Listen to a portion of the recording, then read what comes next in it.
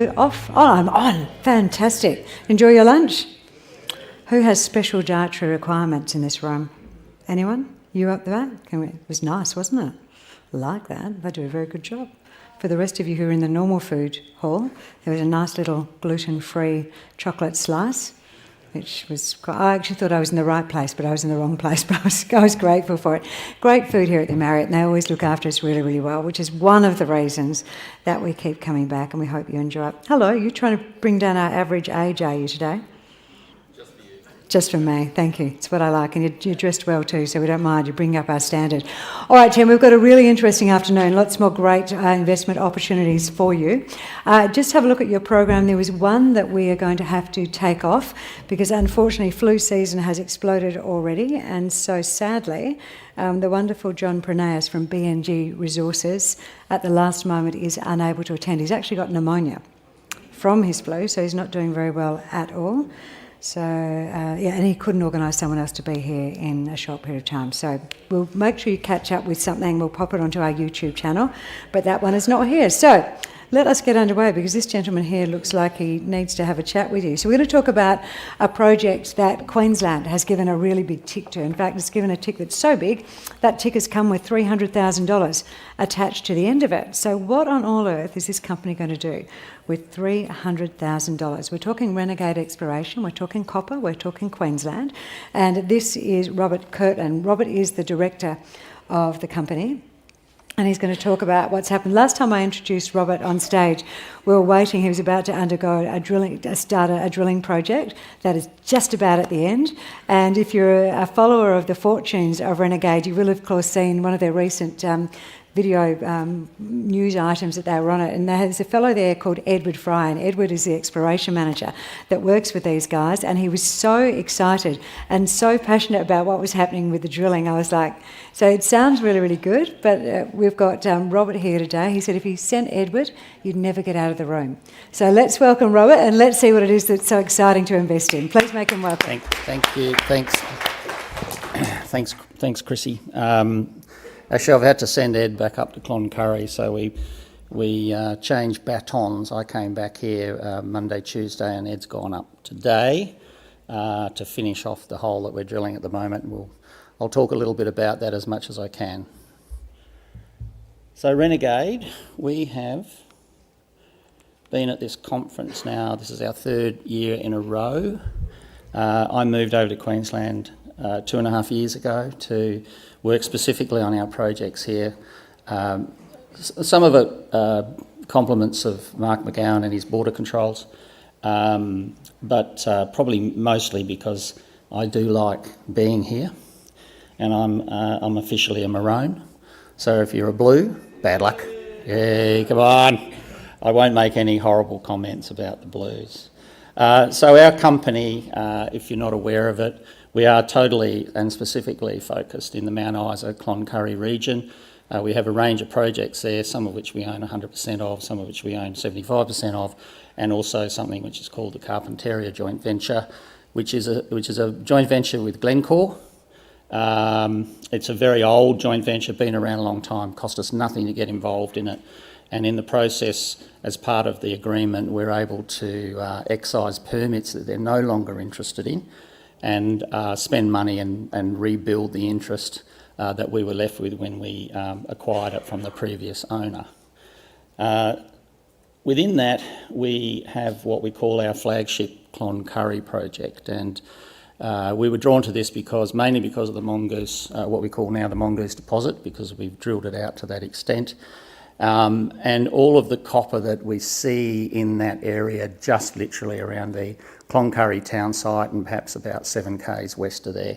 So it's a great place to be. Our slogan is follow the copper, and why not? We've inherited a substantial amount of information from not just our joint venture partner, but others who've been working in that area over many years, and we've been putting that all together probably over the last 2 to 3 years, and we triggered our earn back interest into this particular permit last January, and we've been working consistently on that permit ever since. Little corporate snapshot.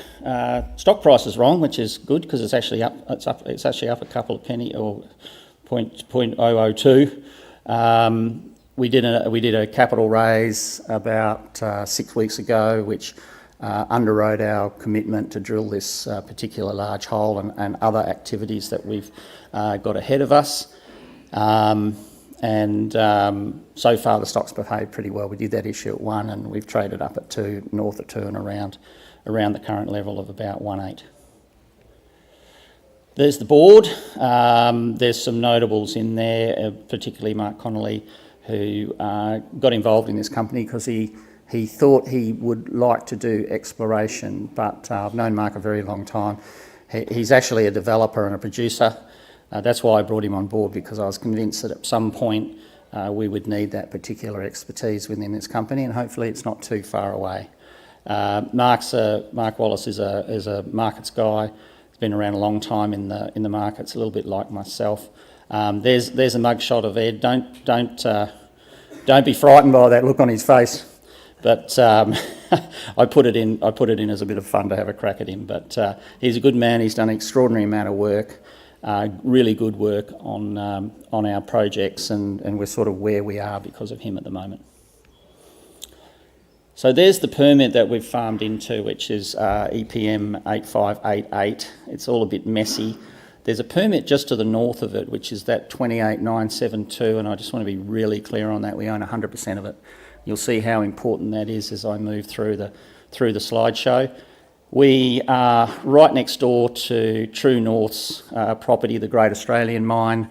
They're in the process of getting that back into production, and we're hoping we can do something with them, because as you'll see in a moment, we've got contiguous ore bodies, and it makes a lot of sense to put them together. There it is there. So we came up with a resource. We did about 3,000-4,000 metres of drilling at Mongoose, and we've come up with that sort of 3 million tonne number. Right next door is Taipan. That's the one they've got. That's 5 million tonnes. Similar numbers. If we put the two together, we actually get a lot more tonnes out of it. And we've been in the I'm kind of laughing here, but we've been in the early stages of trying to do a deal since about last September. But at some point we might get there. So it's always on this slide, discussions in progress. Anyway, we'll move along. But look, they're setting up there. They've got their leach pads up and running. I think they need our ore, and at some point we'll put something together. There's just a little bit of background on what happened at Mongoose when we drilled it. We got some really great hits in there, all very nice. Market reacted well. And that was sort of middle of last year, and then of course the market died for the last 6-8 months, as you know. But in that intervening period, we did a bunch of work. We came up with a resource in December. You can see how mineralised it is. And at the same time, we also did a lot of field work. That's Ed and me out in the field, and we sort of discovered another zone, which is half a K long and just a few hundred metres off to the west of where Mongoose deposit actually is. You can see on that slide, there's that pit there is called Paddock Lode, Taipan just to the north of it, and then of course Mongoose. So we intend to drill that possibly next month, and that'll be RC program, 1,000 to 2,000 metres. So on to, I think, what has held the market's attention for a little while now, since we announced it probably back last February, and what we got the 300 grand from the government, and we always say thanks, because without that money we don't drill it. So we inherited a lot of information. I'm going to be very clear, all of it public. And then we added our own. So we did magnetic. We've done all the magnetic work on it with our favourite geophysicist. We then added a brand new gravity program to it, which told us that we had this big magnetic anomaly and also the gravity anomaly, and both of them lined up. And the interesting thing about it is that it has a curious yet fantastic parallel to Ernest Henry. So we started drawing analysis between the two. We worked away at it, by way of reference. You can see that Ernest Henry is only about 35 k's northeast, similar structure. There's a lot going on here. There's mines all through there. It's an amazing area. And I guess the question for a lot of people, including some of the guys that worked on this 10, 20 years ago, was where's all the copper coming from, which is on our ground and also true north and elsewhere. So we spent 6 months working on this and came up with this target, put it to the department. As I said, we got 300,000. It's great. It's possibly a $500,000 to $600,000 hole in total. So that money's critical for what we're trying to do here.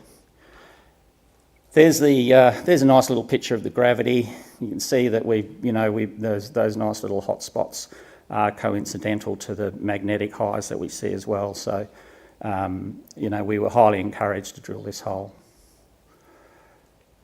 It's my favourite picture, so anyone that can't think in 3D, but like me, to be honest, you can see that it's not accurate, but what it says is a lot of that structure sits on our 100% owned permit, which is critical for us. If it sat on EPM 8588, we're drilling it for Glencore, and as much as we love our partner, we love it more that this thing's actually sitting over the fence. So the way the structure works is we see fingers, breccias for want of another word, coming up underneath Great Australia and their deposits, and also up underneath Mongoose, Taipan and Paddock. So there's some very much massive noise in amongst all this thing, and as it says there, we've got this inferred magnetite-rich breccia zone, and the drill is going right now, having a look at it. When we went into this from a cartoon point of view, we're looking at the pathways of it and what it would be, and we've got this sort of those red lines up there. It's like they call it a crackle breccia zone. So before we drilled this hole, we sort of knew what we would be looking for because we've got all the data from Ernest Henry, and also what this thing might actually be as we go down. So recently we made a release, because I have to be very careful given we're drilling. We made a release and said that we're seeing what we expected to see. So from that you can draw an inference that we're seeing this crackle breccia zone and all sorts of other interesting stuff. And the statement I'm making here, carefully I might add, is that we've got about 200 metres to go with 100 up our sleeve. We'll probably finish soon. We had some problems with the rig on the weekend. We think our observations are very positive when we compare it to the Ernest style IOCG. And what we intend to do is make a full report to the market once we finish the hole, which possibly might be next week. And we'll talk about our future plans there. There's a rough estimate of our costs, what we're doing, 600 grand for this hole, 300 for other, and then our funding sources. So we're pretty well funded. We feel we're going to end up doing some more holes here, not just the Mongoose West drilling, which is shallower, but we really think we're starting to already get an understanding of what we're dealing with here. It's a very big system. It starts at the top and we're still in it, so it's telling us a lot about what we might need to do in the future to have a really good whack at trying to find a meaningful large deposit. I put in the Tommy Creek slide because we did announce all this. This is part of the CJV. It's graphite, it's rare earths, it's very interesting, it's very sexy. We've had a discussion with Glencore about what we do with it, but of course whenever we sit down and talk to these guys, nothing happens overnight, so we'd like to do a bit more work out there. North Isa is a project that's only just north of George Fisher, and we've got what we think could be a very large zinc play, and we're intending to do an IP program up there, maybe even a bit of gravity. We'll see what happens with that. Our workflow is pretty good. We're going to be very busy for the next 3 months. Clearly the Mongoose Deeps drilling will finish for now, and then we'll do the Mongoose West. We've got other field work to do, and down the bottom, North Isa will be into Tulloch, and then potentially more work at Mongoose Deeps once we get all of our data loaded and in. And by the way, most of it's already in. We deal with it every day, and so we're already working ahead as to where we might drill next there. There's our disclosure page. Everything's out there, I think, and we look forward to coming back and telling the market, hopefully within the next week or two, about this hole that we're drilling and the future for that. Thank you very much.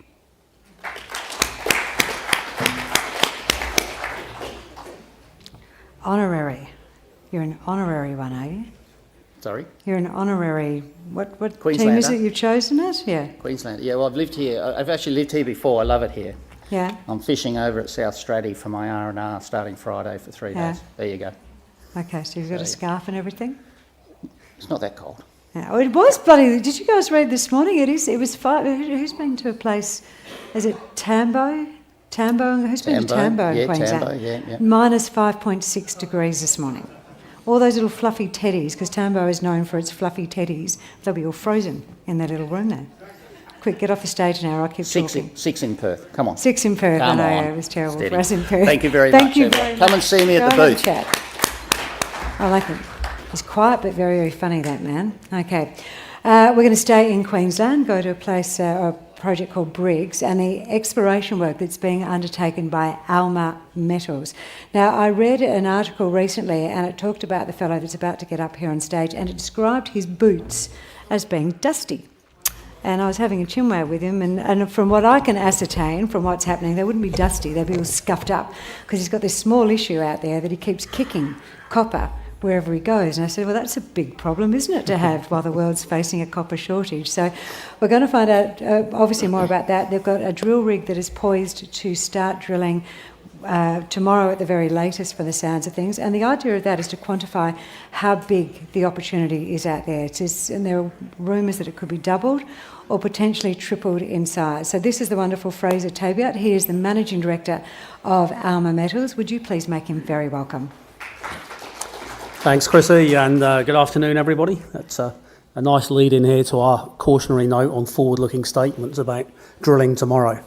That's the plan, but the plan was to drill today as well, so there you have it. Alma Metals, we are exclusively Australian-focused and focused only on copper. So we've got 2 key projects. The main one I'll talk about is our Briggs joint venture here in Queensland. But if there's time, I will also talk a little bit about the project that we have in Western Australia, which is a much earlier stage, slightly different style of copper opportunity, but one that's nevertheless very exciting. And we're just going through the process there of getting our permits to access that land. So I won't say much more about that. I'll very much focus on Briggs in Queensland. And I guess the key takeaways there right up front. Firstly, it's a joint venture, so we currently own 30% of that project. We're earning to 70 from our joint venture partner, Canterbury Resources. It's very large. There's over 400 million tonnes of mineralisation already identified. That's within an exploration target, which in itself is between 5 and 900 million tonnes at similar grades to what we have here. So it's very, very large.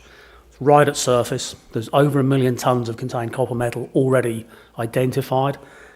We believe there's every likelihood that will double or triple in size, and I'll show some slides here as to why we think that's the case. There's certainly upside on both tonnage and on grade, and that's the important thing. And it's extremely well located, very close to infrastructure, only 60 kilometres west of Gladstone. A little bit about a corporate snapshot.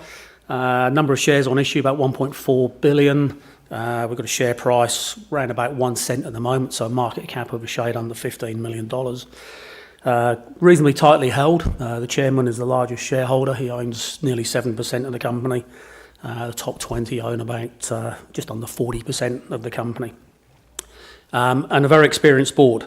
The board here, myself and the chairman, have both got porphyry copper experience with large companies. Alistair was with BHP for a number of years. I was with WMC Resources for 16 years. and helped them on their porphyry, their global porphyry exploration for a number of those years.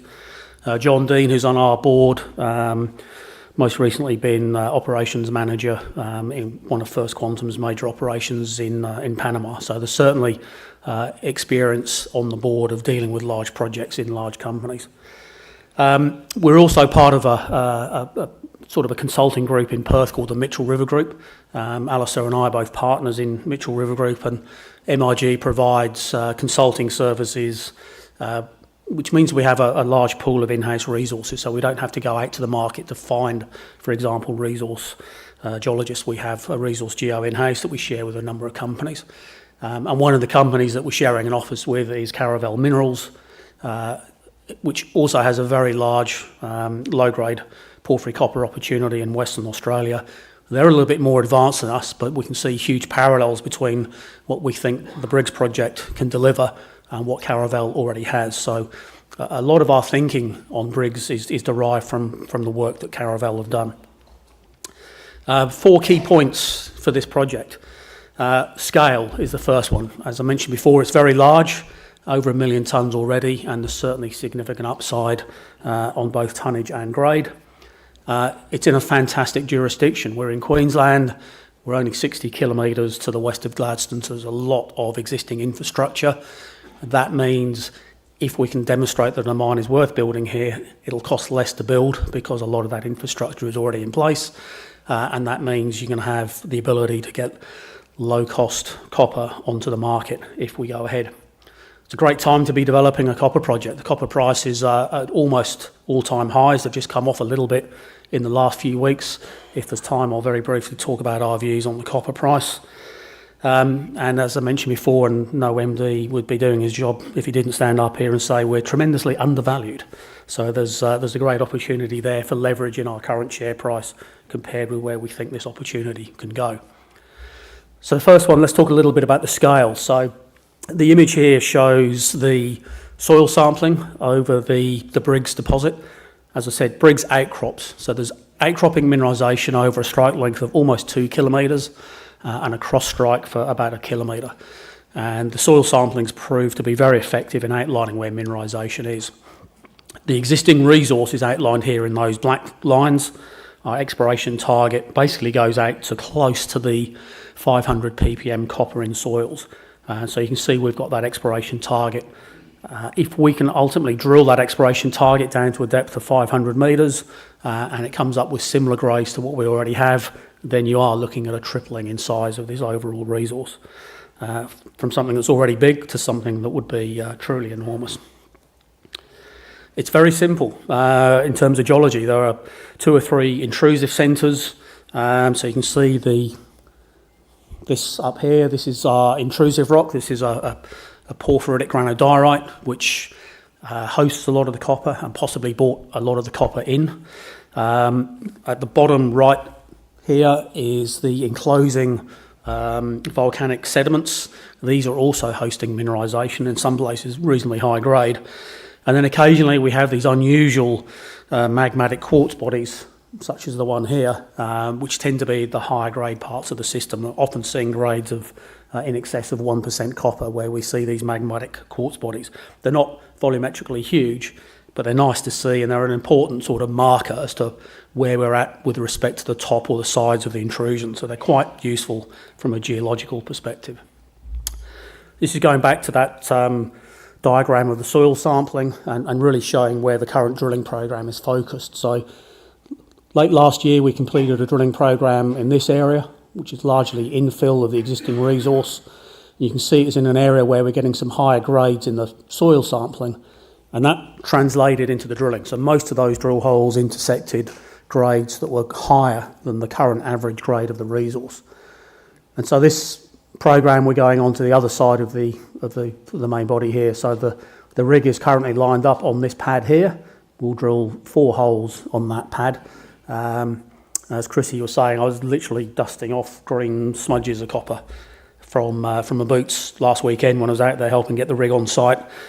Within 50 metres of that pad there is outcropping intrusive rocks going out into the volcanics, and all of the fractures on them are coated with copper oxides. So almost certainly we're going to hit significant runs of mineralisation in this drilling program.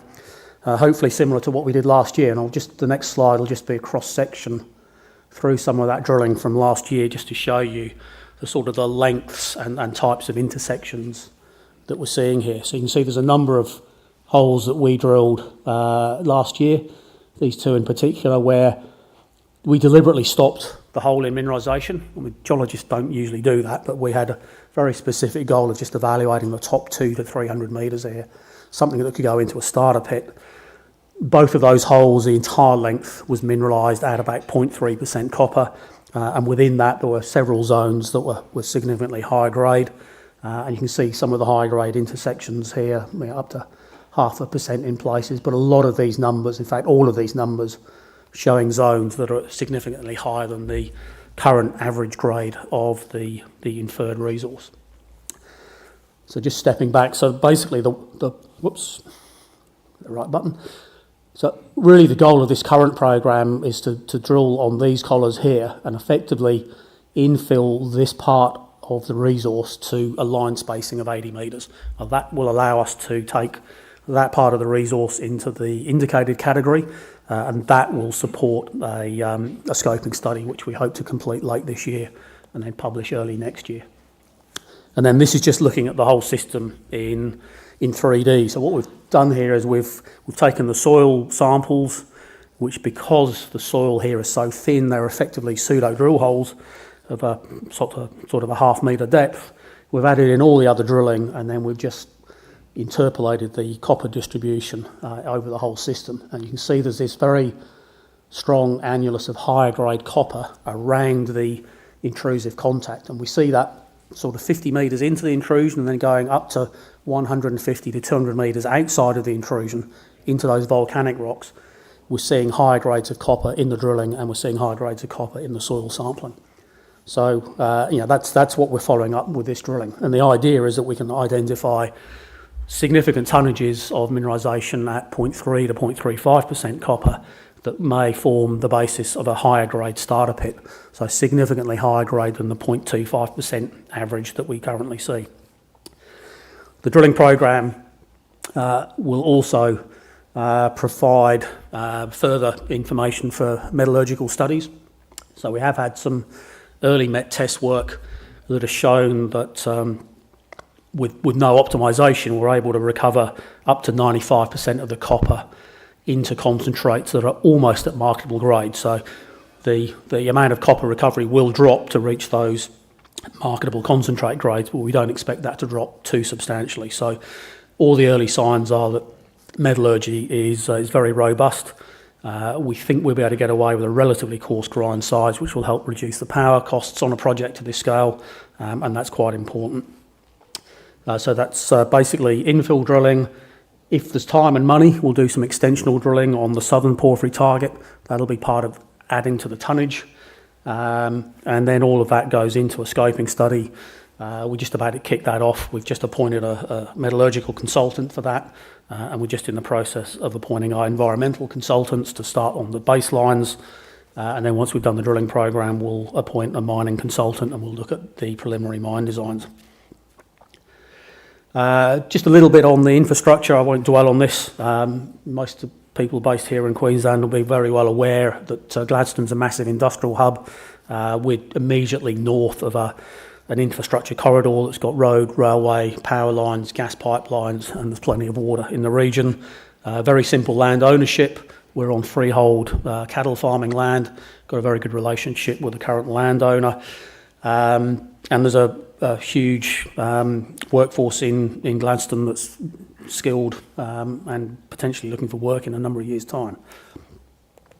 Probably running out a little bit of time, so I won't say too much on the copper market, but the bottom line is pretty much every article you see on copper these days is indicating that copper is one of the most critical minerals if we're going to decarbonise the world. And fundamentally, there isn't enough of it. It's more about the lack of new supply coming on than it is about the demand growth. And most analysts now are predicting copper prices likely to significantly exceed $5 a pound for the long term. And that would certainly make projects of this scale and nature extremely robust. Finally, just a little bit about the East Kimberley Copper Project. As I said, much earlier stage and a different style of project. So here we're looking for sediment-hosted copper, very similar to the Zambian copper belt, so we can potentially see much higher grades here.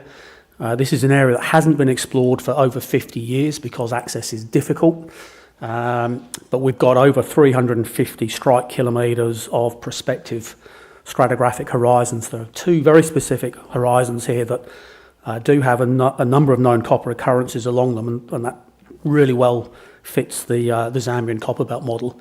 And we're on an inverted basin margin, so we're very confident that we've got a lookalike here, but at a much earlier stage. So that's something we're very excited about, and we very much looking forward to getting onto the ground there, hopefully this dry season, to do some preliminary evaluations, and then a major program of helicopter-supported stream sediment sampling either later this year or early next year. So finally, just to summarise, Alma, we've got a huge project in Queensland. So we've got scale. We're very convinced that project is going to grow, and that it has the sort of metrics that we're very confident could become a very profitable mining operation. We've got to demonstrate that through our scoping study, and that's really the goal over the next 6 months, is to do that work so there'll be continuous news flow around the drilling results, then the metallurgy, and then ultimately the scoping study itself, either late this year or early next year. So thank you very much for your time. Well done, Fraser. Well done, Fraser. Thank you very, very much for that. Appreciate it. Now, a different story. Oh, there you are. I was looking for you all the way through the room, so glad to find you. So we're going to, if you're looking for a story, perhaps there's a little bit of room for upside, exposure to a fast-growing Western rare earths market, and just for a little bit of extra spice, a high-grade project located near well-established infrastructure at the port of Geraldton in Western Australia. I'm sorry, every time you get up here to talk, you distract me with your shoes, which is not something that I should talk about. I should be talking about a woman of substance and intellect. With those shoes, you wouldn't be out the copper project. This is your one chance to actually glam up in here. This woman is an amazing human being. She holds 2 degrees, 2 separate degrees, and a number of, what have you got? You've got bachelor degrees in strategy, financial management, risk, gemology, metallurgy, and just the yin and yang jewellery production and making as well, just to add that on, as well as another bachelor that she's got. But she's a really focused and driven leadership style that she holds with her team. She's been working for 14 years and so many, now I'm trying to make up for my shoe comment, but she's served as an executive director, advisor to ASX listed companies. She's been involved in capital raising, exploration, development, and also project evaluation. But she's here today in her newly minted capacity as the MD of Venture Minerals. So would you please make her very, very welcome. This is the fantastic Philippa Lagat. I'd like you to imagine that it's the 3rd of November in 1992. There's a 16-year-old girl, and she's sitting on the veranda of her house in sunny South Africa. In front of her is a beautiful field, a meadow, and there are bees buzzing, insects chirping, and butterflies flitting from flower to flower. She's got a rather confused look on her face because she's just been handed her first holiday job, and it comes with a very strange set of instructions. They sounded like this: 10 kilograms of rough emeralds, raw gemstones, double bagged in cheap plastic packets, just like this. And the set of instructions that she got with those was, take those stones out of the bag, and one by one, you've got to listen to them. The ones that talk to you, they go on the first pile. The ones that whisper, you put on the second pile. And the ones that have nothing to say at all, they go in that field. They go in that field. Now you might wonder, what has that story got to do with the price of rare earths or even the cost of living? Well, my premise to you today, that Jupiter is rising. And I'm going to tell you why. We have 3 very important factors to take into account: significant grade, sizable scale, and a strategic location. Together, we're going to use those factors to deliver a major milestone, our maiden resource. So let's start with the location. Where are we? Home, safe, in Australia, particularly Western Australia. And Jupiter is our gem in the crown. Zooming into that, you can see that we've got a lot of infrastructure all the way around us. The project, those little blue licence areas, are a 6-hour drive from Perth and 2.5 hours from the port of Geraldton, along the bitumen highway that runs all the way to Mount Magnet. Now, there are lots of operations in that area already, so we enjoy the benefit of lots of service providers who are in the area and able to support us all the way through to a mining phase. And in addition to that, we have some rare earths plants not too far away. Lynas' Mount Weld deposit, and their plant is only a hop, skip and a jump away by West Australian standards at 450 kilometres to the east, and then Iluka's Eneabba plant just to the southwest. So what this tells you is that you can build and operate a mine in this area. Zooming in a bit closer, we're looking at the satellite imagery of the licence areas of the broader Brothers project. That red area in the middle is Jupiter. And what you can see from this terrain is that it's flat, it's sparsely vegetated and minimally stocked with cattle over pastoral leases, right? So we've got year-round access, easy to get to, and we only have to do standard heritage clearance. This is what it looks like. Flat, dry, easy to get around.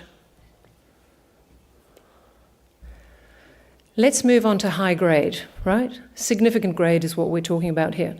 You are looking at an image with all of the drilling that we've done. Each of those dots represents a drill hole.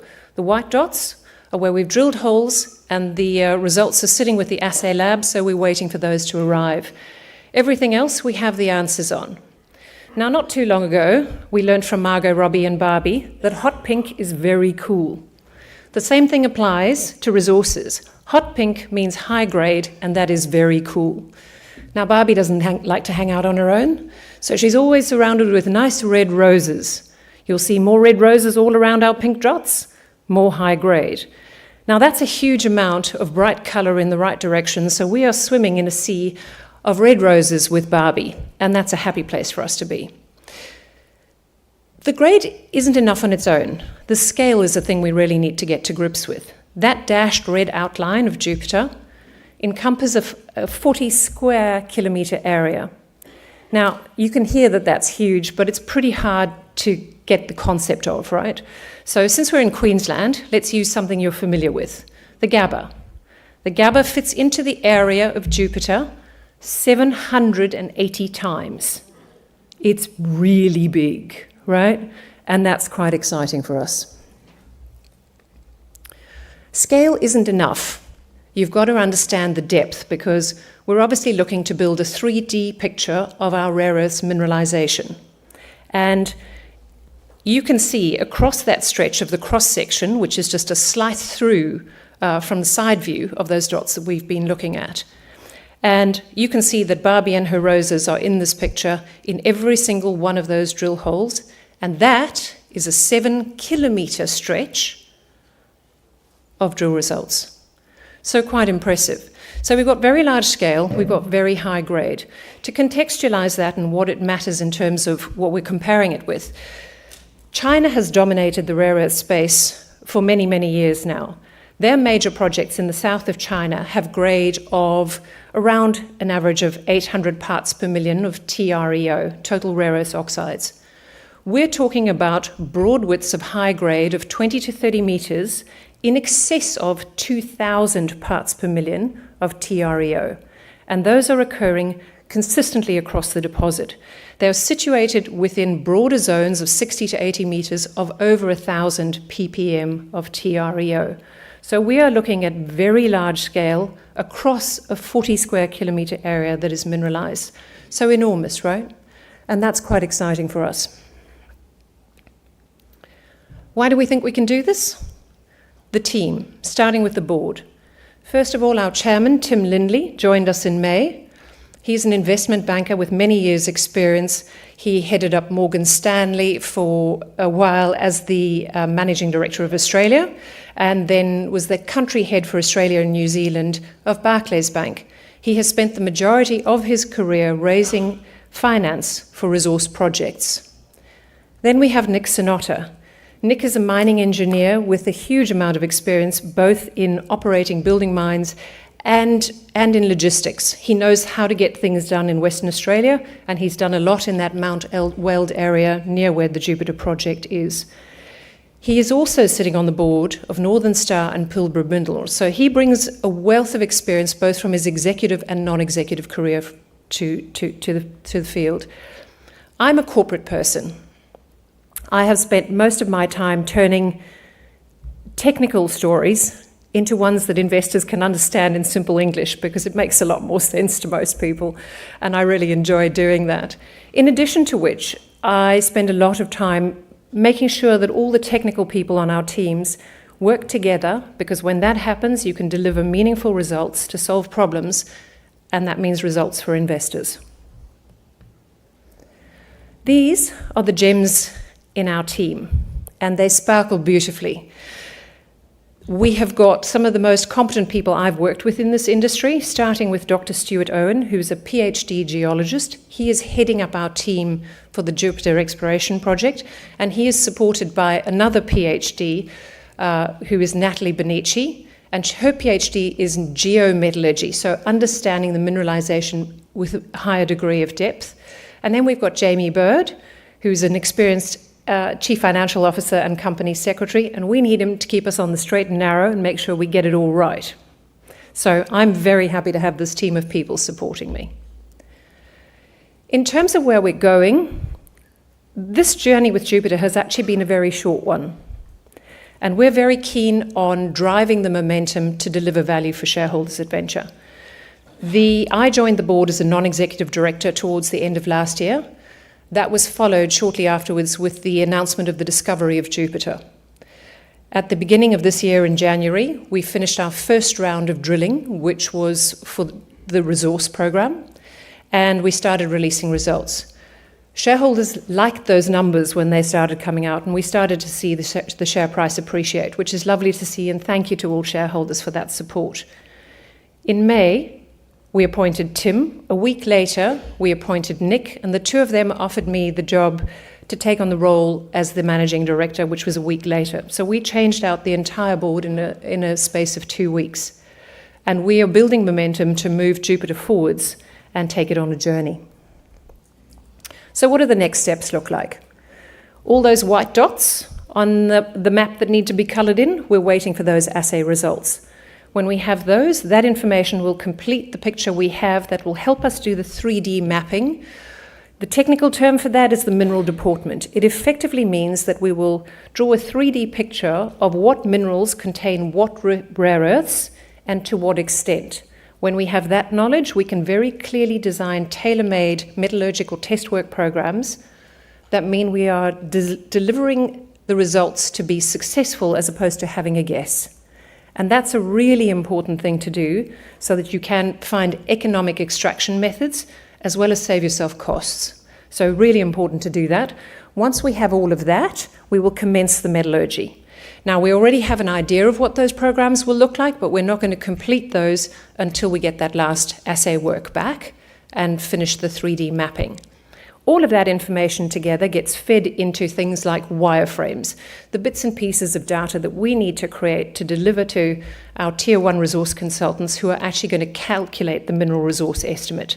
And together, those things will allow us to deliver our major milestone of the maiden resource. So remember that story I told you at the beginning of the young girl on the sunny porch, the sunny veranda in South Africa. That was me. I was on my way to becoming a doctor. And that moment with those talking gemstones changed my life.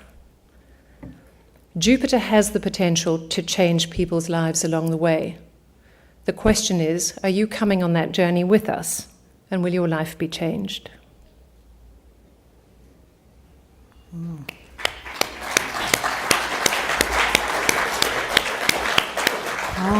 Now you've got 2 minutes up your sleeve. Did you want to take a question? Sure. Did anyone have a question at all? Would you like to put anything? You have to yell out very loudly. What sort of rare earths have you got? The heavy sort or the light? It's a good question. There are a lot of them, right? And depending on who you talk to, that line of what's heavy and what's light does shift.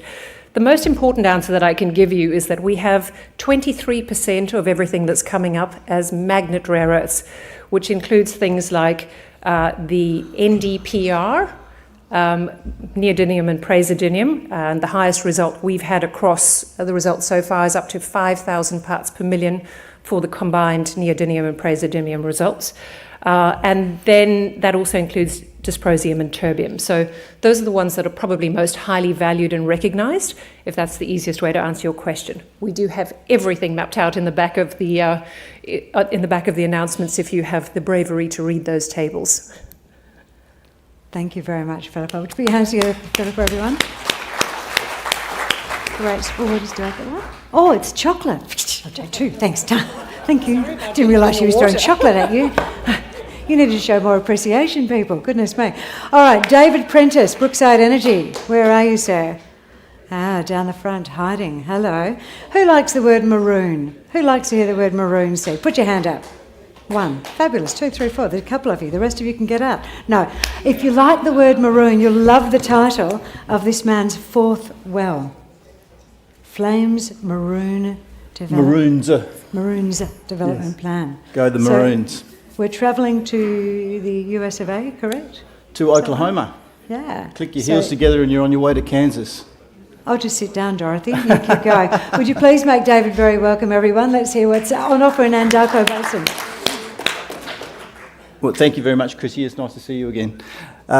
Welcome, everybody, and thanks for coming along. It's nice to see some people in the room that are still interested in oil and gas and interested in money. We've got lots of both of those things, so I'll quickly take you through this presentation. So we describe ourselves as a nimble, highly successful oil and gas producer.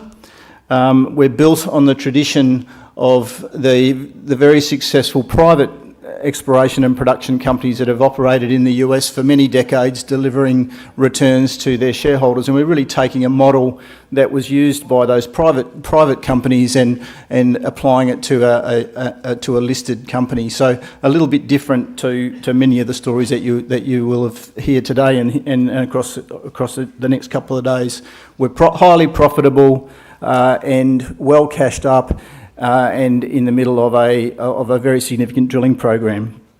We're sort of a poster child for an unloved sector. When you look at some of the numbers that I'll go through in the presentation, you can see the whole sector, including us, are trading on historically low valuations, and that's really a function of liquidity. You know, people have invested very heavily in things like Philippa's story with the rare earths and with lithium or some of these other metals, copper, which are all important for the transition, but we're the guys who are providing the energy for the transition. In 2023, we had net production of 1,400 barrels of oil equivalent, and that's set to grow to 2,300 barrels of oil equivalent in the next few months on the back of our current drilling program. We did a net profit after tax of 16.7 million in 2023. We have a December 31 calendar year, so that's why I'm talking about 2023. And analysts forecast for us to generate a net profit after tax of $28 million in the financial year ending 2025. So you can see it's a very robust business with a lot of cash.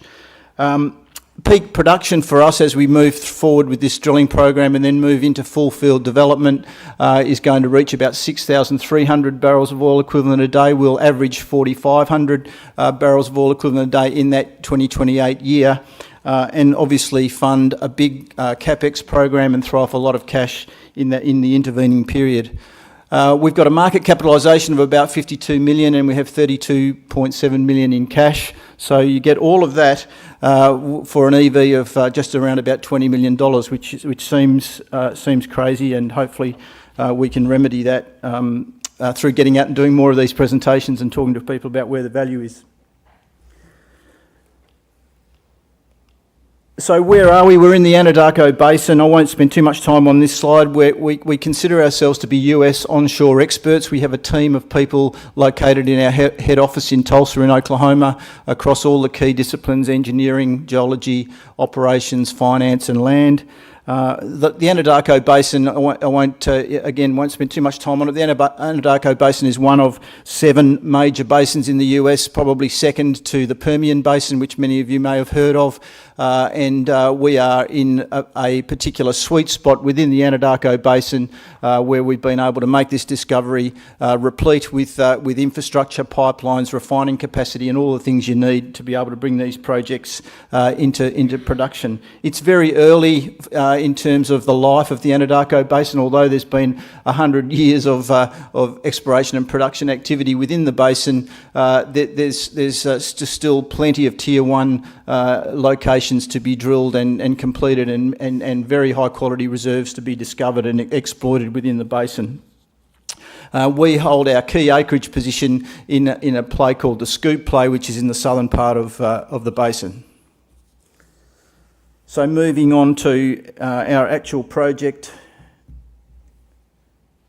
in what we're calling our Swish area of interest, and as I said, in the southern part of the Scoop Play. We made this discovery ourselves in 2018. A lot of hard work from the team in the US to identify this area. We started taking leases in 2018, and you fast forward to today, and you can see there's been a bunch of horizontal wells drilled within the area, including 4 of our own reserve definition wells, which were successfully drilled, since we've made that discovery. But importantly to note. That the success of that reserve definition drilling is what's really propelled us on to be able to move ahead with the current drilling program and then move into full field development in 2025. The really interesting thing is that we've had Continental Resources, which is the largest and most successful E&P company in Oklahoma, come in alongside us into this area after we made the discovery, and they've gone ahead and done some full field development, essentially pilot studies in the areas immediately adjacent to our project, and that's really provided the blueprint for how to most effectively go ahead and monetize these reserves. And we were really fortunate that we were able to, sit back and watch those guys deploy that significant amount of capital and look at the returns that they were generating, and then be able to use that as a roadmap for moving forward. So discoveries of this quality are rare. We're very fortunate. Some people would go through their entire life working in the oil and gas business and not make a discovery as important as this. It's been a game changer for our company, and we've really only just started in terms of unlocking the value. So in terms of the reserves, this is our net reserves position. So these are net to us, so net to our working interest and post the distribution of royalties. It's about 12 million barrels of oil equivalent.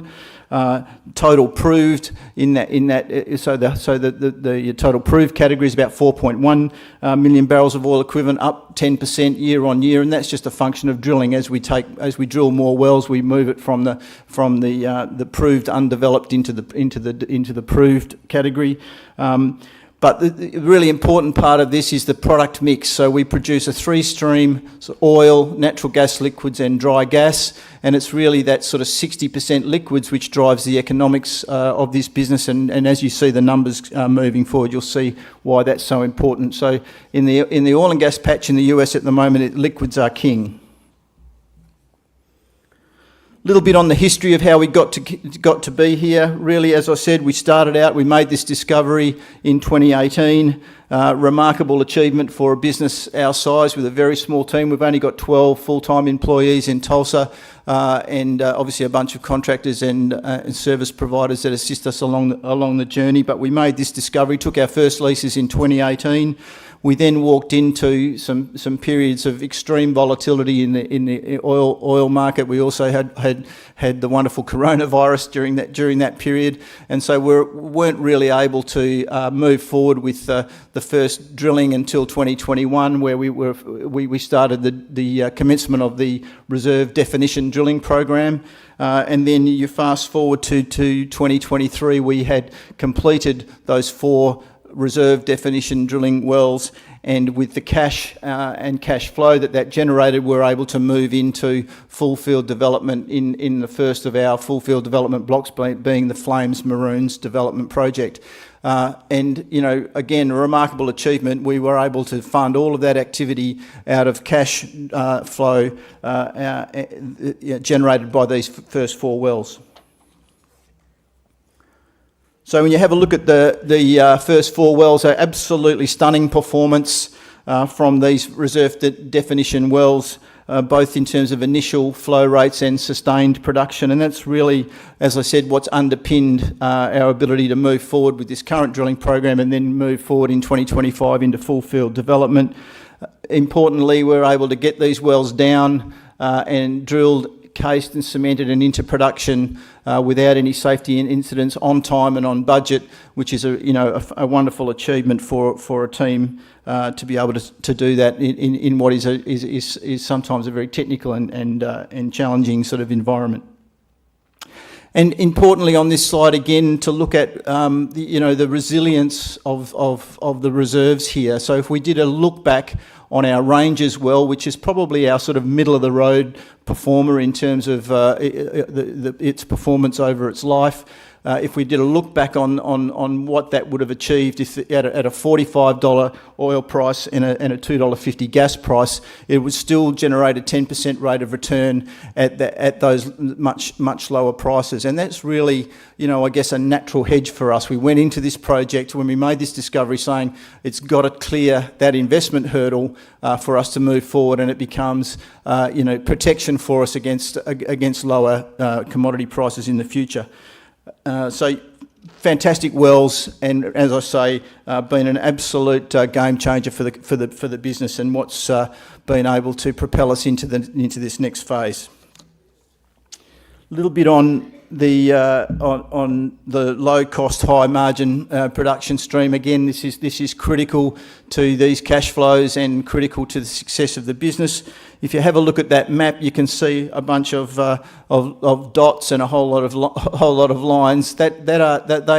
It's pipeline infrastructure for gas takeaway capacity, gas processing facilities, and in green you can see the oil refineries. So you can see there's a couple of oil refineries within 20 miles of where we're currently drilling, and numerous gas processing facilities. So basically all of that translates into lower operating costs. So we have very little produced water. We have no nasties in our production stream. It's a very clean, high quality crude oil that we produce, and it comes with those natural gas liquids. And so all of that translates into these fantastically low operating costs. So less than $10, about $9 US per barrel of oil equivalent operating costs. So you can see at today's prices, this business throws off a lot of cash. So what did the first 4 wells do? It's been an unbelievable transformation. We went from no production to averaging 1,500 barrels of oil equivalent in 2023. These first 4 wells have already thrown off $60 million US in revenue, and it's only 2 or 3 years into their 25, 30-year productive life. So they're fantastic wells. We've seen an enormous increase in revenue and in net income, and all of this has really funded, in whole or in part, our ability to continue to move forward with our next drilling program. It also funded, obviously, all of the cost of running the business, and also funded a 5% share buyback that we undertook last year.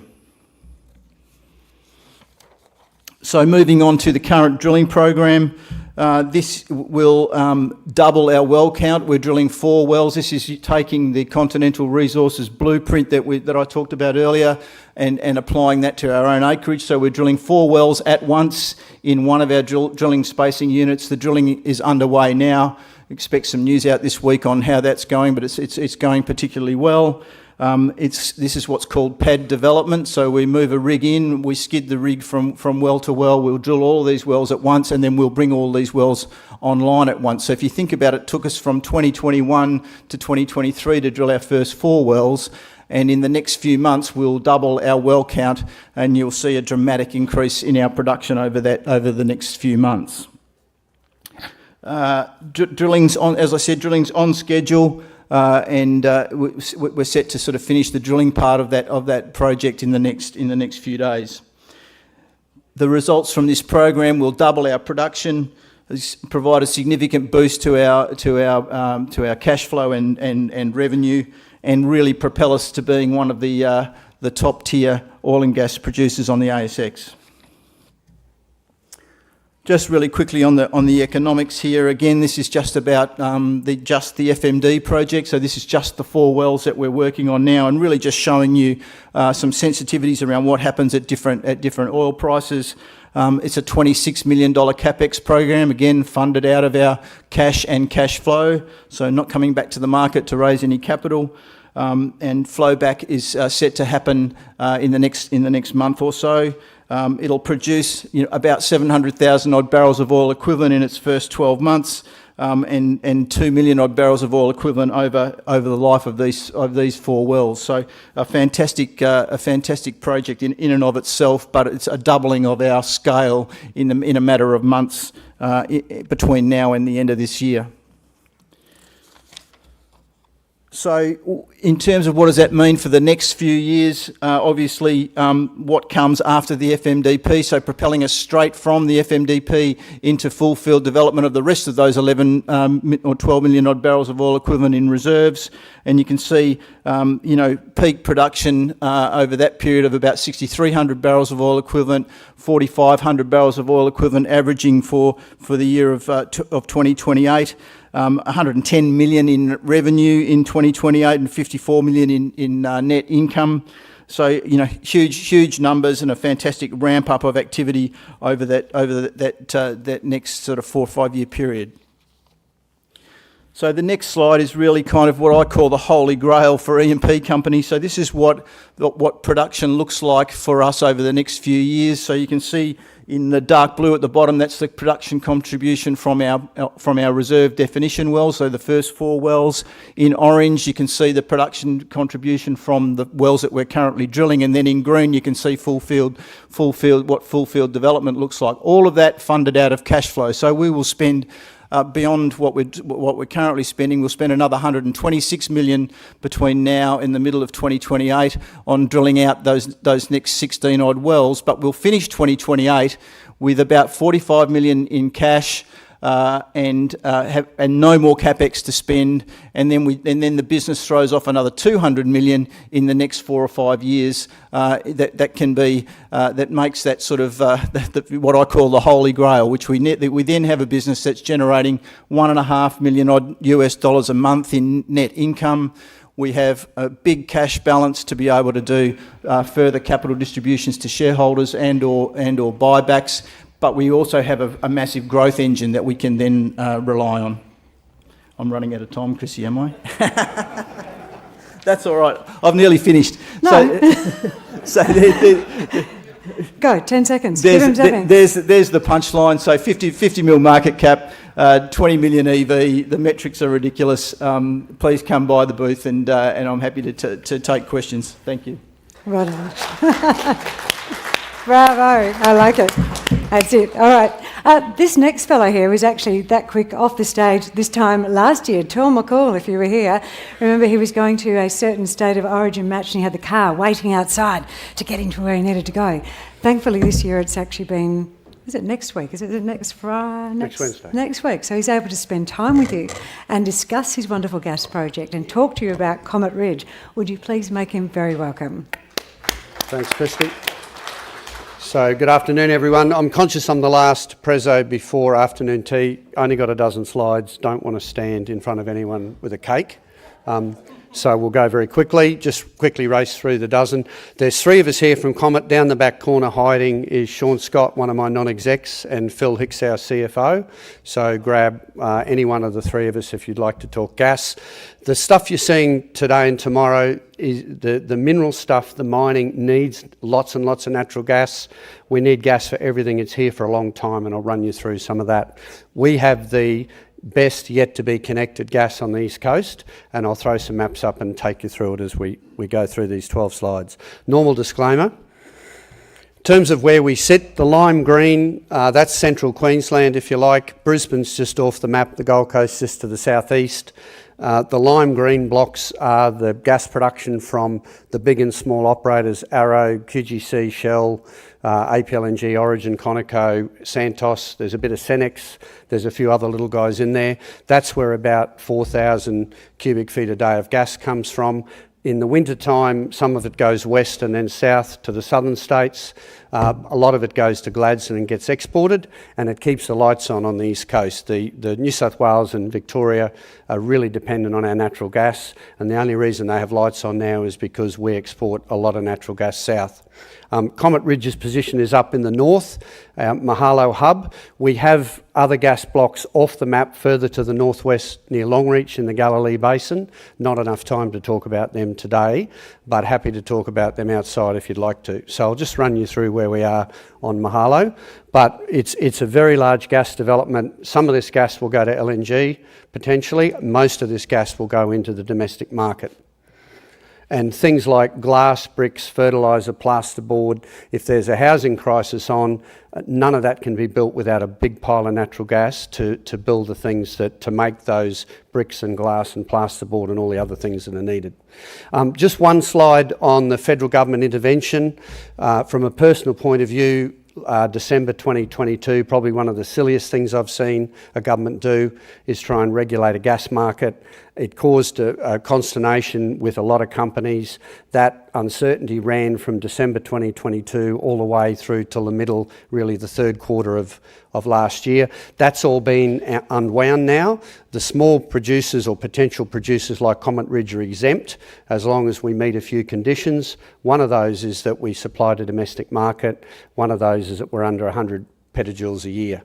So we're really back to normal, and the irony is the $12 cap is really now, that the government said has really now become the $12 floor. So I haven't really heard of anything in the gas market being signed up at lower than what the cap the government set, and I think there's an unintended consequences example for you.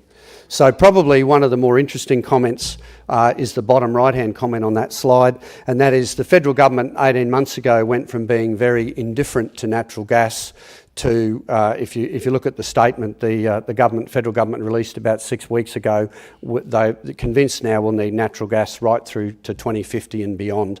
So there is no renewables industry without natural gas, and there's 6,000 products that are made every day from natural gas. So we're here for a long time. This is a really important slide. The box on the left, the table on the left, is our reserves and resources, and it itemises the blocks by number 1 to 5. The map on the right shows those blocks. We've published this to the ASX about half an hour ago, so you can get online and download this presentation with these maps. We've had a new block win, I'll tell you about that. That was only released on Monday. But basically the grey area in the southern part is a joint venture we have with Santos, and the orange areas in the northern part are 100% acreage to Comet Ridge that we've won through competitive tender process over the last few years. That total area is very large. It sits just inland of Gladstone. There's pipeline infrastructure for small volumes just 14 kilometres to the west of us. There's a big LNG pipeline and a domestic gas pipeline 75 or 80 k's to the south. So we've got the right address in terms of gas development, and the way we're looking at this at the moment is a big gas development with Santos in the grey, and our own 100% gas development in the orange from the northern blocks, and they may flow through together. We may actually get an early start and get some of our own gas off to the west ahead of that. So we'll talk through a little bit about that through these next slides. This one really is for the analysts. I wouldn't worry about reading all of that. You can read that at your leisure at home if you like, but the blue side is the Santos joint venture side. Comet Ridge has 57%. Santos is the operator. Of all the big LNG schemes, they have the reputation as the low-cost operator. We're pleased to be on board with them. And it's almost a 50-50 joint venture. The way that works is that each of us pay our share of costs, and then each of us markets our own share of gas. So as we go forward into production, Comet Ridge will be selling our 57% of gas. The gross reserves are 266 petajoules of 2P, which is large, and that's fully approved, been through all the environmental processes. Coal seam gas and coal in Australia needs federal and state environmental approvals, so we've done that. On the orange side is the 100% side. That's the part Comet Ridge operates, and we'll be looking to tie that in initially through the small diameter line to the west, and then bring the rest of it down through the main development with Santos. That's in the approvals process for the environmental approvals right now. We expect our first state government approval back on the 9th of July. So we're working through those processes. They all take longer than they should, and there's a lot of hoops to jump through, but we push our way through and fight our way through, and we get there. Just a geological map we took from our subsurface GM. This just gives you a sense across the main part of the field of the level of data we've got. There's been coal exploration wells drilled up there since the 50s and 60s. You can see on the western side, the left side, there's lots and lots of seismic. This is an area that's very, very heavily appraised. So we've got an enormous amount of data in which to develop the field and plan our field development. The coals through the area coalesce at times. Sometimes we get packages of coal that are 7 metres thick, and we put a horizontal or a lateral well through them. Other places the coal split, and we might be targeting a horizontal well in 1.5 or 2 metres thickness of coal. And these days the lengths of those laterals are increasing with the technology. So it's quite common now to drill wells that are 1,500 or 1,800 metres long. And we note Santos are doing some south of us in Arcadia up to about the 4,000 metre mark, so that all improves the economics. This is really an interesting slide. The map on the right is what we call our high quality fairway map. The green U shape or the horseshoe shape is where our coals are the most high quality for development. They are the most high quality there because they're shallow. They're no deeper than about 350 metres. So the mining analogy would be that's the really high ore concentration part. As we go way up to the northeast or to the south, the coals get deeper. The wells there, when they're drilled in there, will not produce quite as high a peak rate, but as we make them longer, they'll be strongly economic. So that's where we're focused on, that development horseshoe shape or U shape. In the box there, we've got 3 successful pilot schemes in that area that have all produced gas, and the table simply says as we make the wells longer, we get more gas flow rate. So we started with a small well, a little baby well is only 360 metres, and we ended up with a well that's nearly 1,900 metres in coal. One of the good things about the coal seams we have is they're almost 100% methane. We get a very, very small trace of nitrogen and carbon dioxide, and that makes offsetting that environmentally very easy when you're only dealing with a trace of CO2. This is really the summary of the Mahalo gas project with Santos. We put the Santos blue colour on it. We've simplified the JV structure a couple of years ago by buying Origin APLNG share. We did that with a loan from Santos. That's been paid back. We now have a 2-party JV. We've got a really extensively appraised and approved project, and we're progressing our infrastructure solutions. We're working with Gemina and Santos now for Gemina to build our export pipeline. We take that capital off our balance sheet and we pay for that pipeline through an operating tariff, which makes a lot of sense to us. This is one of our 100% blocks. It's our northwest block. We called it Mahalo North. Had we known we were going to win more blocks later on the eastern side, we probably should have called it Mahalo Northwest. But we've now divided that block into 2 pieces.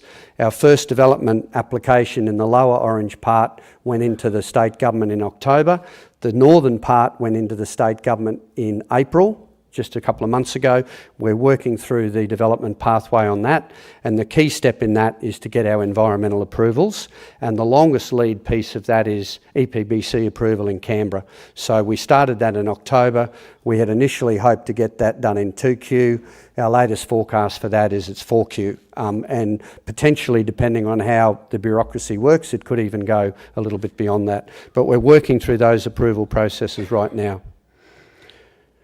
For the Queensland Government, there's a slide there just to talk a little bit about some fortune we've had in the last few months. On the left side, we've won a $5 million funding grant to go and drill another pilot scheme in Mahalo East. And right in the middle of that map on the left, there's a little red line, which is our 1,500 metre lateral well plan. So we're planning to drill a vertical well, which initially we get coal properties and we run downhole logs and we get a lot of information out of. We take core, we move the rig about 400 metres away, and then we drill another well which turns the corner. It gets horizontal in the seam, it hits the vertical well, and then it runs 14 or 1,500 or 1,800 metres out the back side of the well. Our pump goes in the vertical well and that's what we produce, and so our horizontal or lateral well is just a conduit to bring water and gas into the vertical well. We've done that before. We're now going up to the northeast side in September, October to do that again. On the right-hand side there's a green sliver. On Monday, just a few days ago, we announced that we've won an additional block with Queensland Government. That's our 4th block win up in that area, and that we've called that Mahalo Far East Extension. It'll extend that Mahalo Far East block slightly to the west. So that gives us more development well spacing to put development wells in the future. So altogether, that area between the joint venture with Santos and our 100% blocks adds up to about 1,850 square kilometres. Our equity position is high. We're looking to build a 10-inch pipeline with Gemina that would give us capacity out of that area of about 85 or 90 terajoules a day, which is about 85 or 90 million cubic feet a day. So this will ultimately be a very big project. The southern half operated by Santos, even though we'll be selling 57% of that gas. The northern part will be operated by us and we'll be selling our own gas. So we expect 3 or 4 or 5 buyers for this gas. And in December, we've signed up and finalised our first gas sales contract with CleanCo, which is a Queensland Government power generating company. They do a lot of renewables and they need our gas to feed in at night when the solar panels aren't working and the wind farm's not working to keep the lights on. So we're in the process now of talking to a number of other big gas users and signing further gas sales contracts for both the Mahalo JV gas, our share of it, and also the gas to the north. As we sort of come towards the end, the pipeline connection's the critical path for us. I mentioned Gemina before. They're the second biggest pipeline owner on the east coast of Australia behind APA. They're the logical partner for us to build our pipeline because the new pipeline will connect into their own infrastructure, and from their own Queensland gas pipeline called QGP, we can supply molecules into Gladstone, we can supply molecules backhauled into Wallumbilla. So they're a great partner to have with us. They will use their balance sheet, it will be their pipeline that they own, but we will pay a tariff to use that pipeline to get our molecules to market. So it works very well for us as well. And we're working with Santos now. We're behind where we wanted to be on our front-end engineering design start, but we're very close now to pushing all this through both a pipeline feed, or front-end engineering design, and then an upstream feed. In terms of just finishing up, the key messages are gas is here for a long time. Don't believe some of the stuff you would have seen in the paper 2 years ago that gas is over. The paper today will even tell you that gas is around for 2050, so even they've got it right now. Gas is here for a long time. We need it for everything. East Coast is strained. Victoria and New South Wales are under risk of the lights going out, and we may even see some of that this winter. If not, it'll be the next one or the one after. We've got a great big gas hub close to Gladstone, and we've got a data room open for funding. We're talking to people about prepay for gas sales, about equity in our project, so we fund ourselves going forward. And then the last slide, just to finish, is our corporate overview. We've been trading 20 cents lately. We're worth about 220 million on the market. We have a little bit of debt at 9.5 million and about 20 million in the bank at the end of this quarter. So that's it for me. Happy to take questions outside there, either myself or Phil or Sean, and happy to talk through Comet Ridge and natural gas. Thanks. And so, because you've got time now, you have the luxury of time to speak to everyone, which is lovely. Thanks, Tor, for that. All right, team, we're going to have a break for afternoon tea, and when we come back, we have 5 more opportunities for you to have a look at, and then I'd love to invite you all, if you have the time and you're not rushing off anywhere, back to Melbourne or wherever it is you might be going, to stay and have a few drinks with us and avoid some of that peak hour traffic this afternoon. Thanks, everyone.